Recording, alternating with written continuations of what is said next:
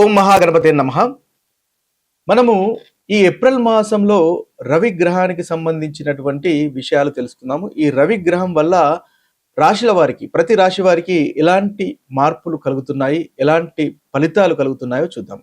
ముఖ్యంగా ఈ ఏప్రిల్ మాసంలో రవి 2 రాశుల్లో సంచారం చేస్తున్నాడు.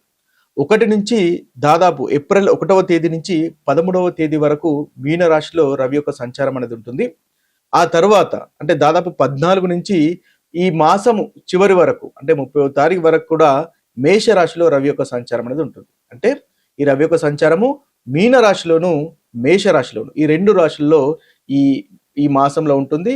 ఈ రాశి ఈ యొక్క సంచారాన్ని ఆధారంగా చేసుకొని మనము అన్ని రాశుల వారికి ఎలాంటి ఫలితాలు కలుగుతున్నాయి, ఎలాంటి అనుకూలత ప్రతికూలత ఫలితాలు కలుగుతున్నాయో చూద్దాము. కన్యా రాశి వారికి ఏప్రిల్ మాసంలో రవిగ్రహం యొక్క మార్పు వల్ల కలుగుతున్నటువంటి ఫలితాలు కనుక మనం చూసినట్టయితే, ఈ కన్యా రాశి వారికి ముఖ్యంగా ఏప్రిల్ 13 వరకు సప్తమ స్థానంలోను అంటే మీన రాశిలోను సంచారం చేస్తాడు.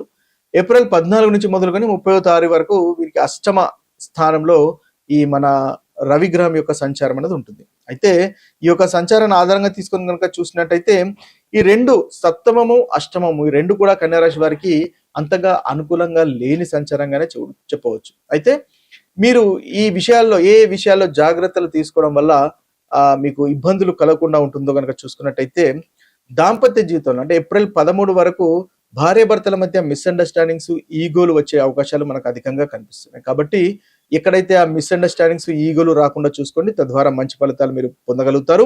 మిస్అండర్స్టాండింగ్స్ వచ్చినా వాటిని సాల్వ్ చేసుకునే ప్రయత్నం చేయండి. తద్వారా అనుకూలంగా ఉంటుంది. ఇక చిన్న చిన్న విషయాలను పెద్ద గొడవలు రాకుండా చూసుకోవడం అనేది మీకు చెప్పదగినటువంటి సూచన. ఇక బిజినెస్ లో కూడా పార్ట్నర్షిప్ల మధ్య ఇబ్బంది కలిగేటటువంటి అవకాశాలు మనకు ఏప్రిల్ 13 వరకు కనిపిస్తున్నాయి. ఇక 14 నుంచి మొదలుకొని చూసుకున్నట్టయితే పనుల్లో కాస్త చిన్న చిన్న ఆటంకాలు ఉంటాయి. ఏ పని చేసినా కూడా వాటికి తగినటువంటి ప్లానింగ్ చేసుకోవడం అనేది మీకు చెప్పదగినటువంటి సూచన. సడన్ గా అనుకోకుండా ప్రాబ్లమ్స్ వచ్చే అవకాశాలు ఉంటాయి. కాబట్టి మీరు ముందుగానే ప్రిపేర్ అయి ఉన్నట్టయితే వాటికి తగినంగా మీరు ముందుకు వెళ్ళవచ్చు. ఇక ఆరోగ్య విషయంలో కూడా కాస్త ఇబ్బందులు మనకు కనిపిస్తున్నాయి. ఆరోగ్యాన్ని కూడా జాగ్రత్తగా చూసుకోండి. ఇక యాంగ్జైటీ, స్ట్రెస్, మానసిక ఒత్తిడి ఉంటుంది. అయితే యోగా, మెడిటేషన్, ధ్యానం చేసుకోవడం వల్ల చక్కటి ఫలితాలు మీకు కలుగుతాయి.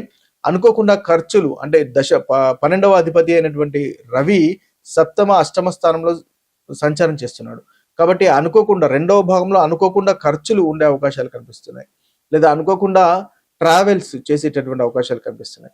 ప్రయాణాల్లో కూడా ఇబ్బందులు ఉండే అవకాశాలు కనిపిస్తున్నాయి. కాబట్టి అలా గనక ఉన్నట్టయితే వాటికి తగినటువంటి ప్లానింగ్ చేసుకోవడం వల్ల చక్కటి ఫలితాలు అనేవి మీరు పొందుతారు. ఇక ఈ ప్రతికూలమైనటువంటి ఫలితాలు తెలియపోవడానికి మీకు ఉన్నటువంటి పరిహారాలు కనుక చేసుకున్నట్టయితే ఈ ప్రతికూలమైనటువంటి ఫలితాలు కూడా అంతగా అనుభవంలోకి రాకుండా ఉంటాయి. గ్రహాల్లోకెల్లా సూర్యుడు చాలా ముఖ్యమైనటువంటి గ్రహము. జ్యోతిష శాస్త్రరీత్యా సూర్యునికి చాలా అధికమైనటువంటి ప్రాధాన్యత ఇవ్వడం అనేది జరిగింది. అయితే ఈ సూర్యుడు మనకు చాలా విషయాలకు కారకత్వం వహిస్తాడు. ముఖ్యంగా ఆత్మకు అంటే సెల్ఫ్ కు సంబంధించినటువంటి విషయాల్లో సూర్యుడు కారకత్వం వహిస్తాడు. అదేవిధంగా ఆత్మవిశ్వాసం, కాన్ఫిడెన్స్ కు సంబంధించినటువంటి విషయాల్లో కూడా సూర్యుడు ప్రాతినిధ్యం వహిస్తాడు.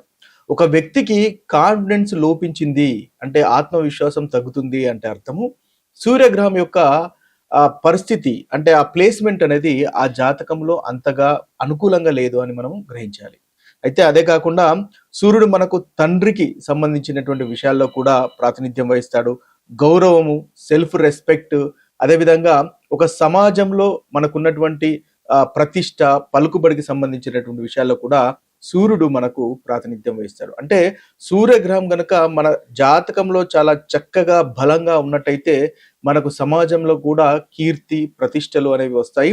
అదేవిధంగా మంచి హోదా వస్తుంది, గౌరవం అనేది కూడా కలుగుతుంది. అంతేకాకుండా మీకు సూర్యుడు కనుక బలంగా ఉంటే లీడర్షిప్ క్వాలిటీస్ అనేటివి ఉంటాయన్నమాట. అంటే మీరు ఒక టీం లీడ్ చేసిన, ఒక రాజకీయ నాయకులైనా, పొలిటీషియన్స్ అయినా వీరందరికీ రవి ఎప్పుడైతే చాలా బలంగా ఉంటాడో, సూర్యుడు ఎప్పుడైతే చాలా బలంగా ఉంటాడో వారికి చక్కటి లీడర్షిప్ క్వాలిటీస్ అనేవి వస్తుంటాయి అన్నమాట.